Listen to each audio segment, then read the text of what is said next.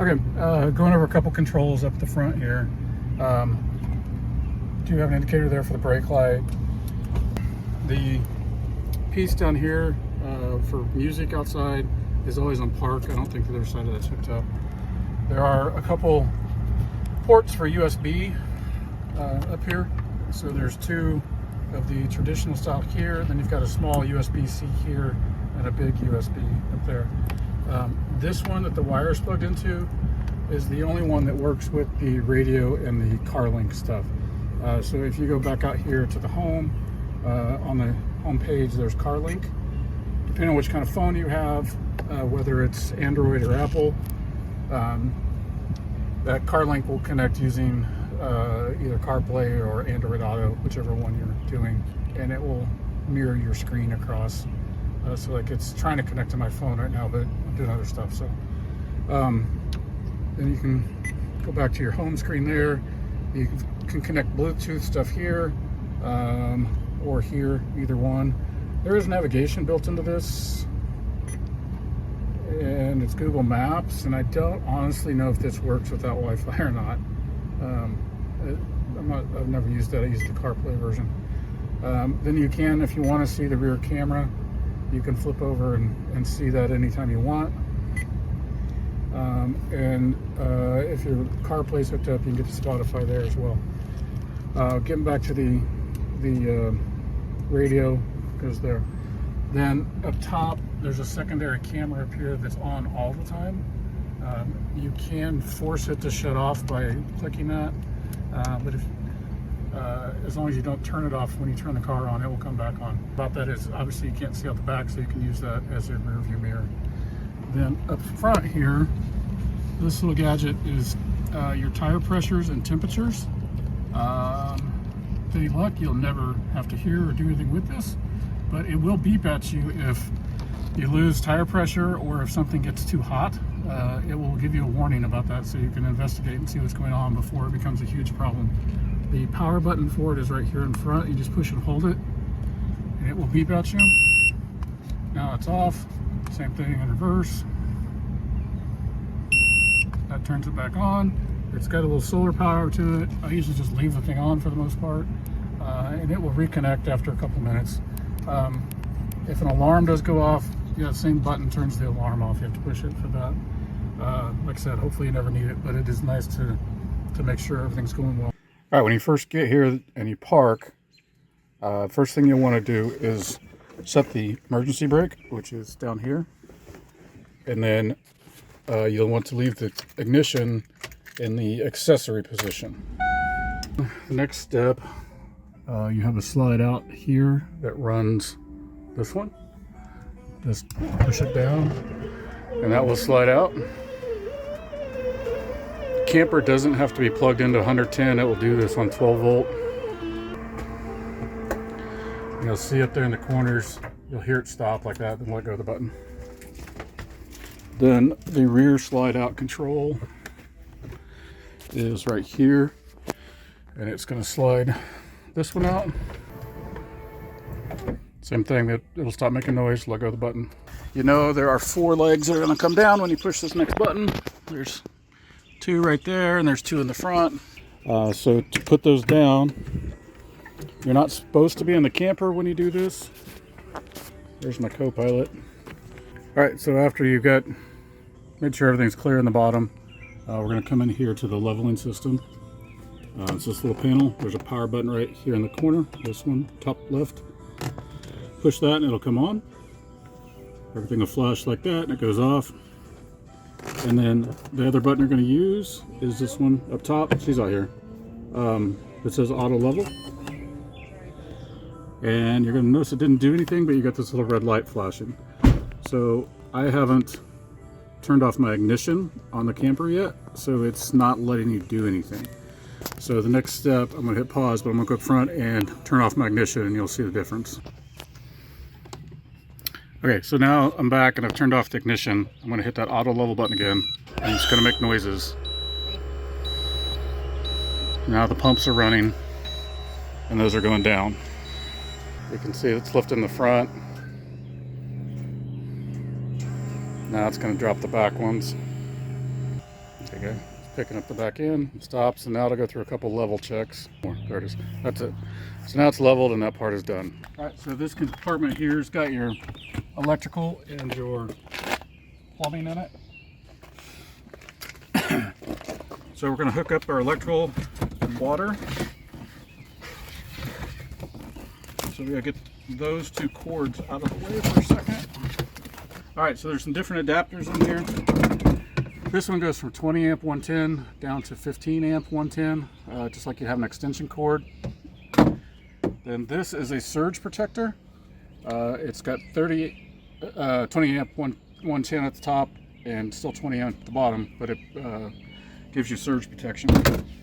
Then this adapter is if you're at a 50 amp service. Usually you have both, but in case you don't, it will convert the 20 amp 110 to the 50 amp 220. So, and then this is just a different version of this. Does the same thing. So those are all in here. There's a pair of gloves in here if you want them for when you're changing out your sewer stuff. And then this piece is for, it attaches up here at the top. Some dump stations, they don't put a hose fitting on it, so you just push it on the end of it and you can open that up and fill up your water if you have to. All right, so then from down here, we're hooking up our electrical and our hose. We've got to get them through these two holes so that this door will shut. The water, you can do it in either one, doesn't make a difference which one it is. There it goes up and there's a quick disconnect. So you just pull this down like that and push it on, and that's hooked up. Then unfortunately you have to thread the electrical power all the way through because it's hooked up here. So you just push that down.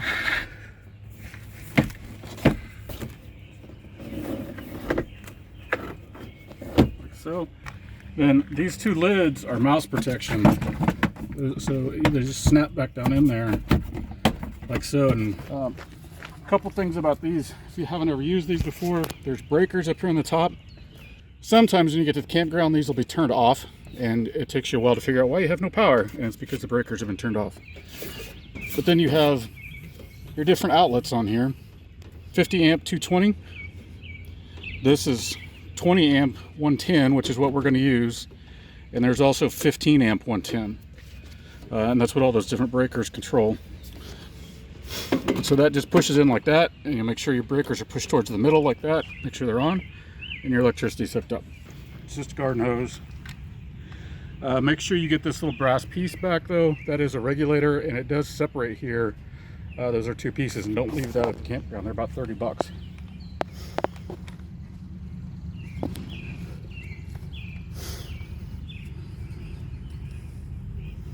So that just screws on like that. Got everything nice and tight. And this is a water filter going into your hose. It can just hang down like that, and then you'll just turn on your water. All right, so this compartment up front, I have a windshield cover in here. And I'll walk around and go through all the compartments in a minute. But, so that's usually the next step in setting up outside. So you start by opening the driver's door. Pocket right here, this little piece. It slides over the top. It hangs right there. And then you put it above the mirror where this Velcro thing is around it, and then shut the door. And you're just going to walk it around the car.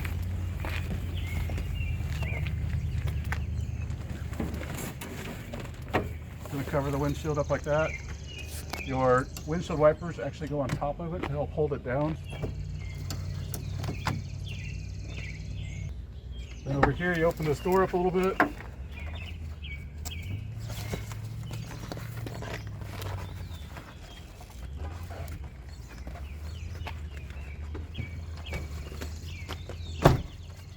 That stretches down there. There's magnets in the corner that will hook down there. Then the last thing is just in your Velcros there, so it holds it down. That is very important for air conditioning. Keeps your sun out of the inside of the car. It also gives you a privacy screen, obviously, but it it will dramatically improve how well your air conditioning works. When you go inside, now that you're parked and everything's set, these steps are automatic. And so every time you open the door, the steps come out.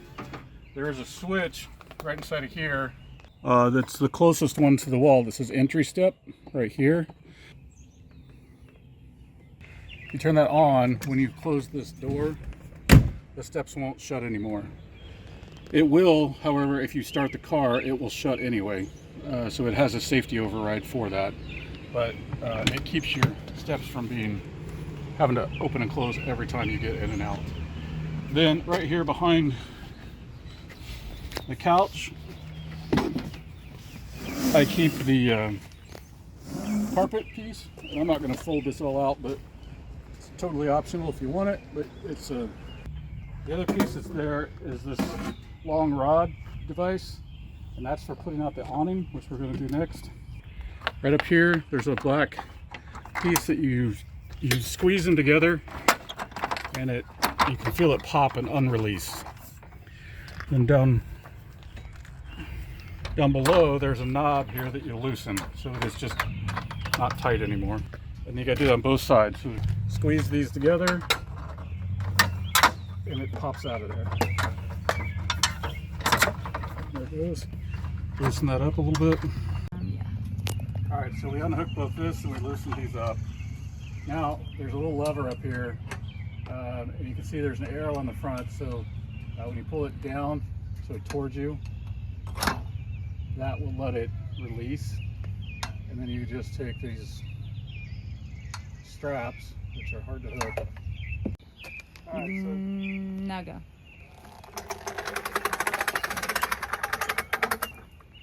just pull those forward.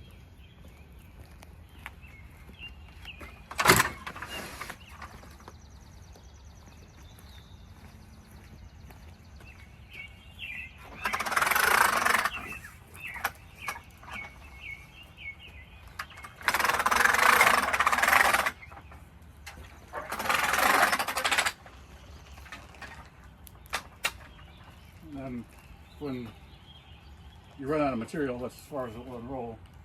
Then to put it up, these pieces. So these can be configured two different ways. This rafter post, you're going to move it up front up here. And there's little hooks right here. They just snap into this. And then when that's in the length you want it, you tighten this back down to give that strength. Then from there, you can unhook these and drop them to the ground and stake them down or whatever. Or you can slide this whole piece out until it's the height you want. And then you push this back in place, I believe. Yeah, push that back in place and it locks in there. So this little piece right here is the handle. It lets you pick different spots, and when you're in the spot where you want it to be, to set your height. A lot of people put your awnings so that they have an angle to them so that the water runs off one side and doesn't pool in the middle. Same thing over here. You'll slide this one out. You have to put your rafter post on there first, because if you don't, it does this. That's what that stops. But you want to make sure that this is high enough that your door will clear it and your door is not hitting the canvas up there. So once you're happy with where it's at, you just lock it down. All right, so the first thing you're probably going to do is get the electricity going. So we plugged into the post outside, so you have the 110 volt stuff ready, so we can get the air conditioner going. Number one thing everybody wants. So if you come over here, it's a pretty standard thermostat like you see in most houses, with the exception of it has two different kinds of heat. It has electric heat and gas heat. So we're going to go to the left to get cool going, and then you can set your temperatures up here just like a regular thermostat. The reason it has two different heats is if you're off-grid camping and you're not wanting to use electricity, you can switch to the gas heat and it will use propane. It will still use 12 volt to run the fans and all that stuff, but you don't actually have to be hooked up in a campground to heat this camper. All right, I'm gonna go over the control panel just a little bit. There's indicator lights along up here that tell you how full it is, but it depends on which button you're pushing down below. So the first one is fresh water. It's going to be empty because I don't have anything in the tank. Then you've got gray water, should be empty also. And then black, it's got a little bit in it because we're going to show you how to dump that today. So then propane does not actually work on this camper right now because the propane gauge is not connected. Then you've got 2 battery. You can test your batteries as well. Your 4 buttons here. The top one is your auxiliary battery. If you notice, it stays red, which I think is kind of weird because everything else shows red for when it's a fault, but red is actually good in this situation. This controls the battery for the cabin, not the car. So if you want to shut off the battery that controls all the camper stuff, you can just hit off. It's not going to shut off because I have the electricity going. Hit the off button and that will go away. If you can't get these steps to work, like when you're trying to get in and out of the camper, if the steps aren't doing something, check this and see if this red light's on. If that's off, the steps won't go out automatically. We've hooked up our water, so now we can turn our water heater on, and that's just push the button to the left. That fault button will light up for a second while it's lighting, and then it goes away. That will also come on if there's no water source in the tank and it's overheating. Then the bottom one, if you're not hooked up to pressurized water like at a campground and you're just using the tank water, this is your water pump that turns that on. I'm not going to do that because we are hooked up to the outside one. But there's 3 places in the camper that have this button, and I will try to show them all to you. They are all connected, so any one of them that you turn on or off will turn all of them on and off at the same time. Then the last one, I'll show you a little bit more about the generator when we break down. Then we had our controls up here to slide the slides in and out. And then this little piece that picks up out of there if you want it, but it's remote for the lights on the outside. There's some LED lights. And then down below, down here, we saw the first switch is for your steps. The second one is for a cabin light inside. So this light that's back up above is that you just saw light come on. As long as you don't shut the actual light itself off, that switch will work on it. And then the last one is the exterior door light, I guess you'd call it, the little small light that goes beside the outside door. All right, so we're gonna go over electronics real quick. We've got the remote with the white buttons on it is for the TV. It's a Google TV, so all the smart junk and all that stuff's built into it. I don't log out on my accounts, so you guys are welcome to use them. If you buy something, please just leave some cash somewhere for it if you buy a movie. When you use this remote to turn the TV on. No porn. Sorry. When you turn the TV on, the DVD player comes on as well, which is what the second remote is for, if you want to watch DVDs or whatever. But that is also what controls the overhead speakers. This remote will run everything unless you're watching DVDs, then you'll need this one. The TV is on a swivel. You can see these little white hooks right here. You just pick up a little bit and it will pull out toward and slide out like that. And that will let you see from the couch a whole lot better. I try not to drive with it out like this because it's hard on the brackets. So when we're done and we pack up, we always slide this back. And as you push back, you just pick up just a little bit and get it over those hooks, and it'll sit there and ride just fine. The internet is in this cabinet right here. Open it back up so you can see that. It is this box. We use T-Mobile for that, and I will put the internet instructions and password and stuff up here. So, then there's a couple movies down in here. There's not many, but there's a couple. And then on the other side, up here we've got cleaning chemicals and some extra paper towels and stuff like that up there. A couple other things on electronics. One right here, this camper does have a HDTV antenna on it, and you can move that piece. I think you push up and move it. You can direct which way it's going if you need to dial that in. On the TV, you just go to antenna on the TV to watch that.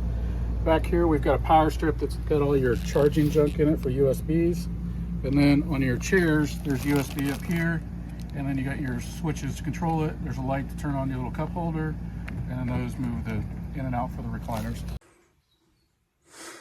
At this upper bunk that is above the driving area, I guess, driving cockpit, this latch right here, you pull that up and turn it to the side, so that's free, and then you can grab this and it just slides out like so. And then I've got some sheets and stuff on here. We've got a couple extra pillows in here, and then there's, I think, 3 or 4 blankets around in this place. And there is, back in the closet in the back, these 2 little hooks right here.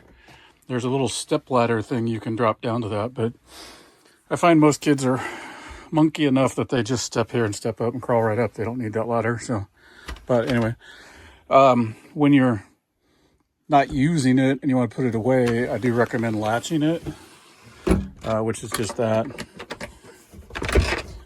like so, because it will slide out on you while you're driving. So, all right. So, one tip on air conditioning: these vents up here are directional. You can turn these different ways, and then they can close them also, which is really handy if you're in one end of the camper and you're wanting to stay cool. I recommend taking the ones in the bedroom and shutting them so that all the cold air is coming in here first. It will help the air conditioner keep up a lot. Then if you're in colder days, cooler days, you just want to open these have fans and stuff on them that have a nice ceiling fan to them. There's a power button. This thing, you just twist it and the lid will open. Power button right there.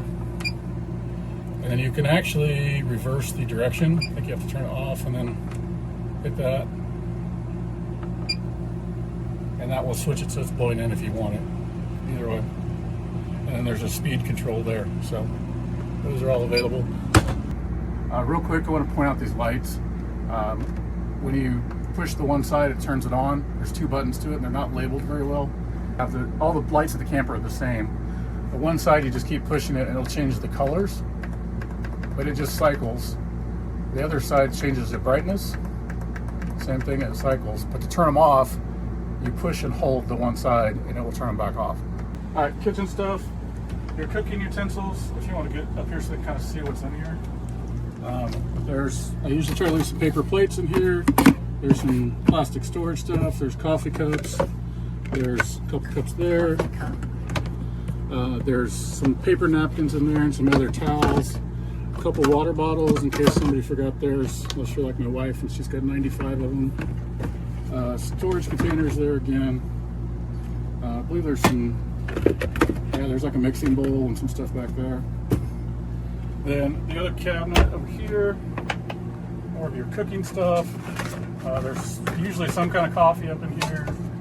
There's different pots and pans. There's a big pot. There's a bunch of skillets.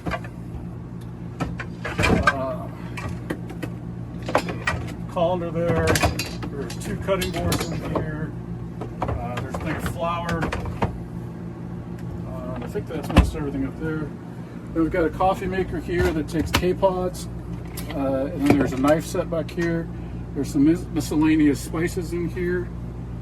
What else we got? Then down below, there's a couple more cooking utensils down here, some baking dishes and stuff. Then your kitchen cleaning junk, your paper towels and all that stuff is in there. And then you've got a little bit of cleaning stuff here. This spigot is for drinking water. I've honestly never used it, so I don't know too much about it. Down below here, I have a couple older skillets that are, if you want to cook outside on campfire, please use those. Don't use my good ones that are above the stove. There's 2 or 3 skillets in there for campfire cooking. Fridge, if you're not familiar with fridges and campers, this thing is a button that you have to push to open the camper. Don't just yank until you break it. Open the fridge. Okay, sorry, open the fridge. So your other finger there, you push that and it will open up. That's to keep it from flopping around when you're driving down the road.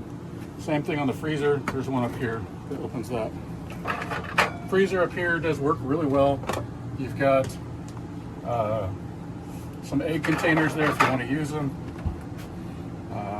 I usually leave this thing of baking soda in there, just try to keep any smells under control. And that's about it. The controls on your fridge. So You heard this click when it was shut. So right now the fridge is turned off. There's on, off, and then there's electric and gas. So now it's on and it's in the auto mode, which means that it will detect if it has electric or gas.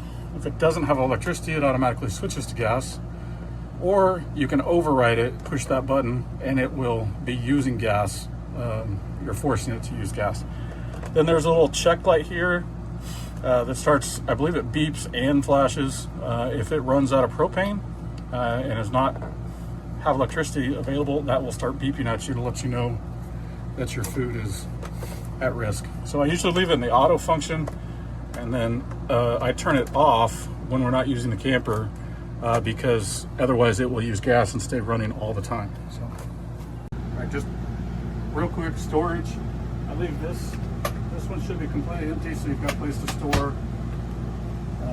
These are empty with the exception of there's a toaster sitting in there, but you can store stuff in all those. This one over here is empty, so you can store stuff in it. This one has parts in it, so be careful when you open it. But that's anything extra for the camper. It's a really small thing, I don't use it for much. And then back in the back,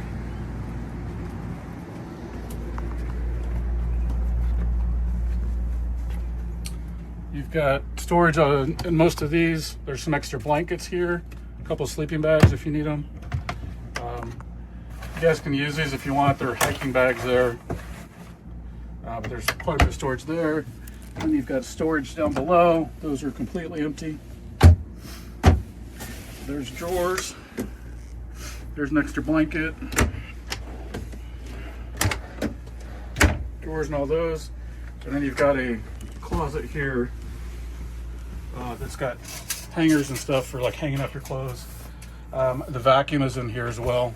And then there's two more overhead compartments that should be pretty much empty up here that you can store stuff in.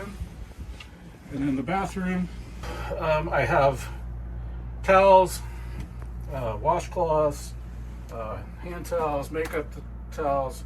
There's a couple things, toilet paper there. There's more underneath the sink. There's some free space there, and then both drawers are empty. If you want to store anything there, then there's a medicine cabinet up here as well. Yep. Okay, so just in case you haven't used one of these kind of toilets before, but RV toilets are a little different. There'll be some water in the bottom. There's a foot deal over here on the side, right there that you put, and that flushes. And then it will leave some water in the bottom so that the next time you use it, stuff doesn't stick to the sides and stuff. So you just hit that, flush it, and you want to try not to use any more water than you have to because it fills up the tank. The shower, this door will just pull open. However, there is a travel latch right here. I don't use it very often because this thing's got mega magnets on it, so it usually is not a problem. But you can open that and just typical shower from there. All right, so packing it up. First thing we're going to do here is lower these back down.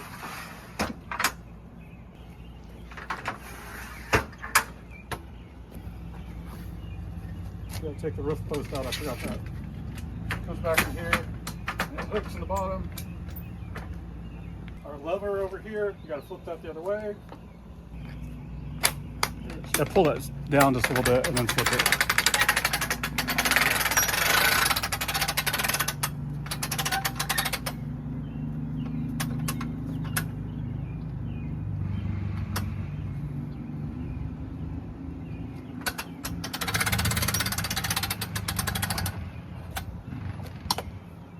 So, push this back in, hook those two things, tighten it down. You want to make sure those get hooked because that's what keeps it from unrolling going down the road. Put this back in the behind the seats. This here. We're going to go around the outside of the camper real quick and look at the different compartments. This front one up here is propane tank. If you have to get that refilled or whatever, you just stop by some place that does refills and they'll take care of all that for you. Spare tires also here, which hopefully you never need. This next one up here is a radio. It's got a little Bluetooth radio in it that you can link to. There's a little remote control here you can take in and out. There's also extra power here, and the 12-volt power here if you need it. So then here is your exterior compartments. The water pump and stuff is up top. You shouldn't need anything on that, but as far as cooking stuff here in this bag, there's a saw in there. There's a chimney starter back there, and there's a box of fire starters here. And that one.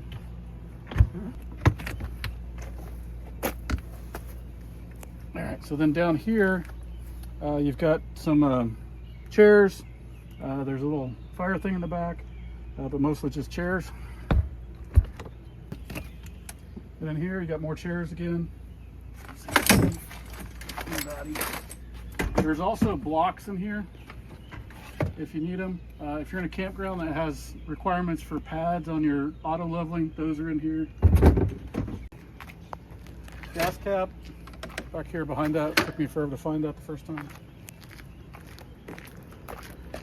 This little one is your generator. Shouldn't need access to that, but that's where it's at.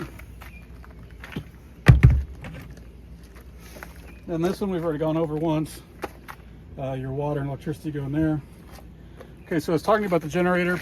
To make the generator work, there is a plug up here, up there, that you have to plug this cord into it to power everything in the camper.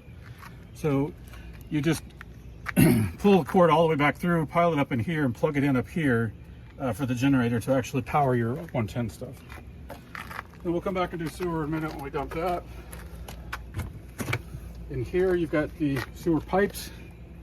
There's actually one of those ramp expander things if you have your sewer pipe hooked up full time.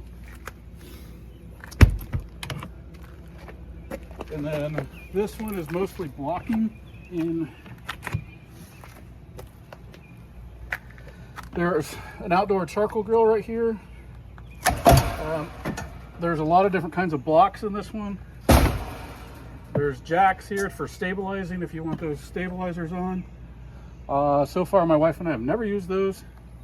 They're there if you want them. They do make the camper a little more stable, but we don't use them.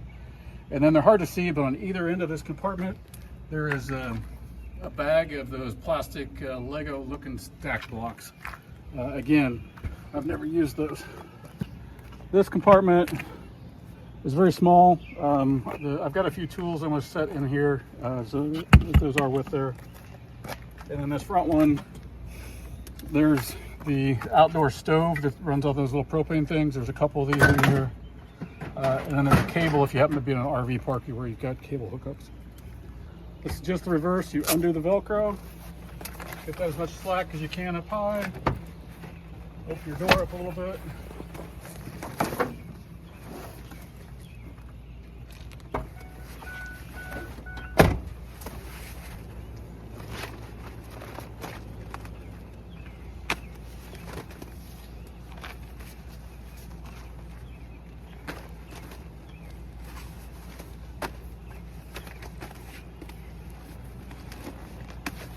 That guy up, it goes back in here. Where's she at? When you disconnect your electricity, you want to make sure your stuff's turned off inside. All right, so then your water, you turn the knob up off there, obviously, and you can unscrew this here. If you've got too much pressure, you can go inside and flip a faucet, and it'll make that easier to take this off. So it'll shoot back like that. And electricity. Can you move, stay, please? Electricity, you just pull that straight out like so. Shuts everything off, and then we're going to tuck everything back. Okay. So then back over here, same thing. You pull down on this to disconnect your water. You shove that out the bottom. Then our electricity, we got to pull this cord all the way back in. Like so. Your cord can sit here on the bottom. And one thing I do a lot of the times, you don't have to at all, but I leave this plugged into the generator in case you stop somewhere and you want to flip the generator on, it's ready to go for you that way. Your hose, just coil it up the best you can, but it's usually a good idea to try to get the water out of it. So, a couple last things on this. So when you break down and you pack up, make sure you turn your water heater off. It's really easy to leave that on. And then as you'll notice right now, this light is off on my auxiliary battery. So like I was saying earlier, if I open my door right now, my steps don't open. So if I come back and flip my battery to on, you'll see the steps now flip out. So that little red light has to be on for your batteries to work. Then, now that I've got the 110 disconnected, I'm going to show you the generator. You just push and hold that. The red light goes solid when it's on. You can hear it. It starts just like a motor on like a lawnmower or whatever else. The other thing you can tell is over on the microwave. Now you've got the little green lights on showing that it's got power. That microwave is only 110. So if that's lit up, you have something running. One other quick thing about the generator. There is a safety feature on this thing that if your gas tank goes below, I believe it's a quarter of a tank, the generator won't run. That's to keep you from being off grid somewhere and running out of gas and not being able to get back to town. So there's that. And then a couple people have asked me if you can run the air conditioner, the one up top, while going down the highway. Technically, yes, you can. But you have to run the generator at the same time as you're running the car or the RV motor. So you will blow through gasoline a lot faster. So I would only do that if you just absolutely have to. But then, so to finish up, turn the generator off, you just hit the off button. Light goes away and it's now off. I'm leaving this on because next time I get in the camper, I want the stairs to come down. So that's why that's there. To operate the door, it's currently locked. To unlock it, you hit 1989 and it does its thing and it opens. To lock it, you just hit that bottom button and it will lock back shut. There is a button on the remotes. It's really hard to see. I don't use it very often, but it is on the keys if you want to use it. However, that does not lock the whole camper. It is only this door, just so you're aware of that.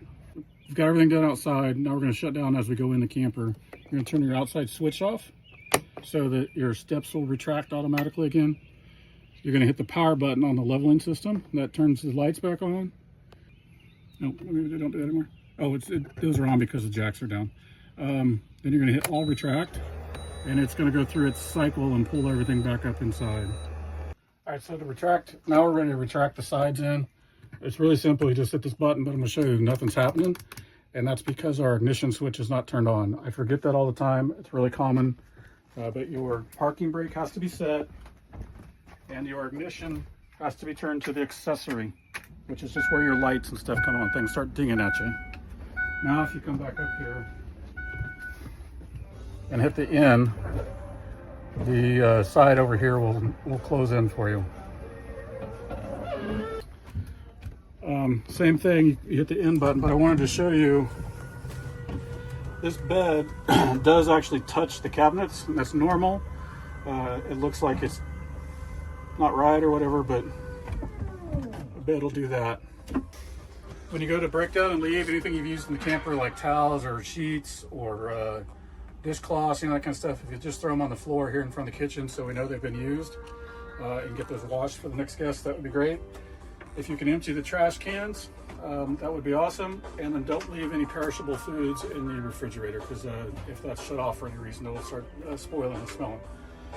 Other than that, I just ask that you try to bring it back kind of the way you found it, full of gas and fairly clean. So that's it. Thanks. Okay. Okay, so fun part for everybody loves is dumping the trailer. You want to try to get reasonably close to your sewer spout. We're gonna put that up.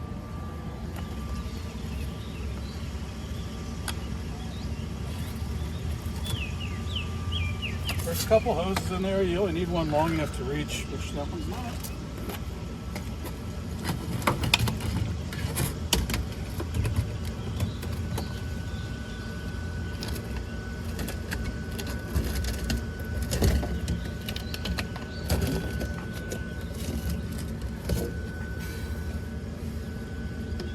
Android thing. It's usually on there, but it just pops on like so. That end goes over here.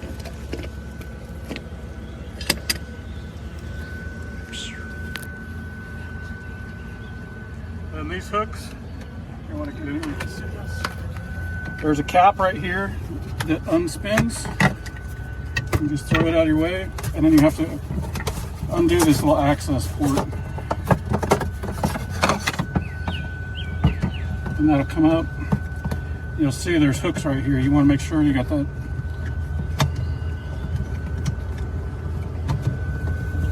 on front and back. Like, you want to make sure that that's secure. You don't want any leaks doing this.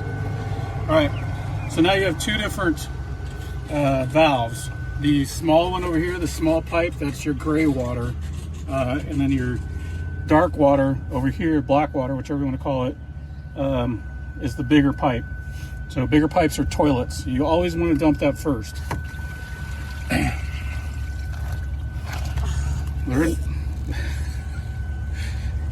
There isn't a whole lot in the tank because I dumped it the last time we used it. So so now that that's dumped, you can close this, and then It smells like shit. okay. Sorry, my wife's making me laugh. So close your dark water tank, your black water tank, and then open the small one, the gray water tank. The reason for that is that will rinse your hose out, so you're not dealing with the solids in your hose. And when that's all done, you close that. Then if you're completely done, clear up in here. There's this spot right here called Sandy Flush that you can hook your hose to, and that will push some water back into the tank while your black water tank is open and like rinse the tank out. But you don't need to do that every time. It's just like when you're done using it for a long period of time. So all right, so then the last steps, and this is an important one, don't forget this. Once you have both of these closed, remove this. Don't let it fall because you don't want it to spill. Then you have these hoses at the campground.